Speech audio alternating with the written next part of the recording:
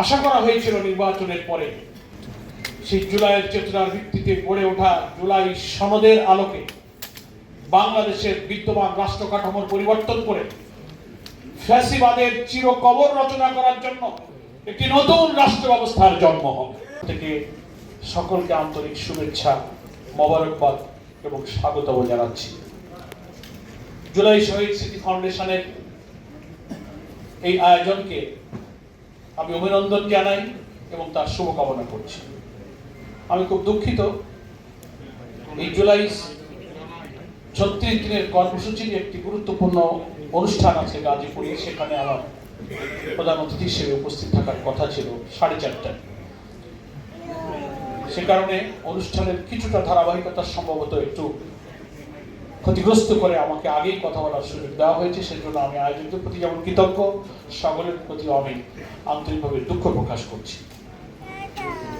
খুব সংক্ষেপে দুটো কথা দেশের একজন নাগরিক হিসেবে, জুলাইয়ের একজন যোদ্ধা হিসেবে আমি আমার বিবেকের দংশনে যা আমাকে দংশিত করে সেই দুটো কথা আমি আজকের এই আয়োজনে বলতে চাই।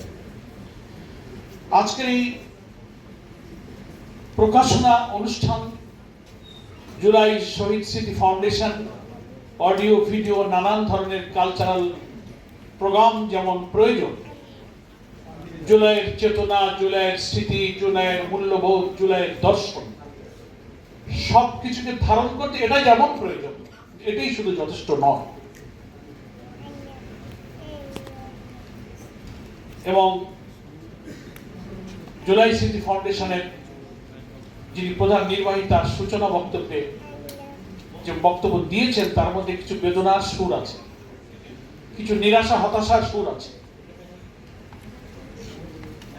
আমি তাই অনুভূতির সাথে একাত্ম হয়ে বলতে চাই, জুলাই বিপ্লবের পর ত্রয়োদশ জাতীয় সংসদ নির্বাচনে কোটি কোটি মানুষের স্বপ্নের বাংলাদেশ গড়ার যে আকাঙ্ক্ষা বুকে নিয়ে আমাদের সন্তানেরা, ভাইয়েরা, মেয়েরা, মায়েরা জীবন দিয়েছিলেন, আশা করা হয়েছিল নির্বাচনের পরে সেই জুলাইয়ের চেতনার ভিত্তিতে গড়ে ওঠা জুলাই সনদের আলোকে বাংলাদেশের বিদ্যমান রাষ্ট্র কাঠামোর পরিবর্তন করে ফ্যাসিবাদের চিরকবর রচনা করার জন্য একটি নতুন রাষ্ট্র ব্যবস্থার জন্ম হবে। আজকে প্রধান নির্বাহী বক্তব্যে যিনি কোরআন তেলাওয়াত করে দোয়া করলেন, আল্লাহর কাছে আকুতি জানালেন, তারও দোয়ার মধ্যেই সেই সুর প্রতিধ্বনিত হয়েছে যে আমাদের জুলাইয়ের আন্দোলন আত্মত্যাগ কি বৃথা যেতে বসেছে? গোটা দেশবাসীর কাছে আমি আহ্বান জানাবো, আমাদের সময় শেষ হয়ে যায়।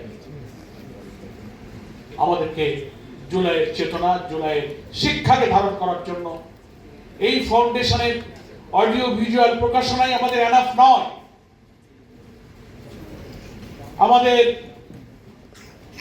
জাতিসংঘের হিসাব আর অন্যান্য হিসাব কিছু পার্থক্য থাকলে আমি বলবো সহস্রাধিক শহীদের রক্ত, 30 থেকে 40 হাজার আহত, পঙ্গু, ক্ষত বিক্ষত, রক্তাক্ত চিহ্ন নিয়ে যারা এখনো অসুচিত হচ্ছে, তাদের সেই স্বপ্নের বাংলাদেশ গড়ার জন্য রাষ্ট্র ব্যবস্থার সাংবিধানিক, judiciary, every sector of our state যে পরিবর্তনের স্বপ্নে যাতে দেখেছিল, আমরা যে পথে যাত্রা শুরু করেছি, মনে হয় না যে আমরা সে জায়গায় পৌঁছাতে পারবো যদি আমাদের এই জুলাইয়ের চেতনার একটা পলিটিক্যাল কমিটমেন্ট যারা আমরা জাতির কাছে প্রতিশ্রুতিবদ্ধ ছিলাম। জুলাই পরিবর্তনের অনেক পরে সে জাতীয় নির্বাচন হয়েছে। আমরা ঐক্যমত্য কমিশনে 9 মাস 72টি বৈঠক করে 84টি বিষয়ে সংবিধান সংস্কারের যে একটা ন্যাশনাল কনসেনসাস তৈরি করেছিলাম, আজকে পার্লামেন্টে যাওয়ার সুযোগ পেয়ে আমরা তা ভুলতে বসেছি। গুরুত্বপূর্ণ সাংবিধানিক পরিবর্তনে আমাদের মধ্যে ভিন্ন মত তৈরি হয়েছে। আপনারা হয়তো নিশ্চয় অবজার্ভ করেন, পার্লামেন্ট সেশনের মধ্যে এই রক্ত দিয়ে জুলাইয়ের বেনিফিশিয়ারি যে পার্লামেন্ট, সেখানেও একজন পার্লামেন্ট মেম্বার দাঁড়িয়ে বলেছেন এই পার্লামেন্টে জুলাইয়ের এত আননেসেসারি বক্তব্যের কোনো প্রয়োজন নাই। জুলাই নিয়ে এত আননেসেসারি কথা বলার কি প্রয়োজন? That was recorded. সেজন্য আমি দীর্ঘ বক্তব্য রাখবো না।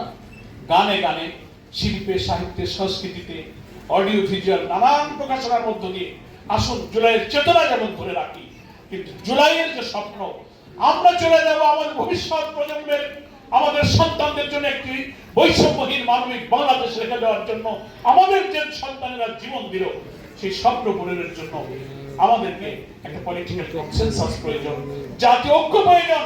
আমরা যেন নিজেরাই আবার সংখ্যাগরিষ্ঠতার ক্ষমতা পেয়ে জাতিকে বিভক্ত করে জুলাই রক্তের সাথে বেইমানি না করি, এটাই হোক আজকের প্রকাশন অনুষ্ঠানে। আমি একজন জুলাই যোদ্ধা।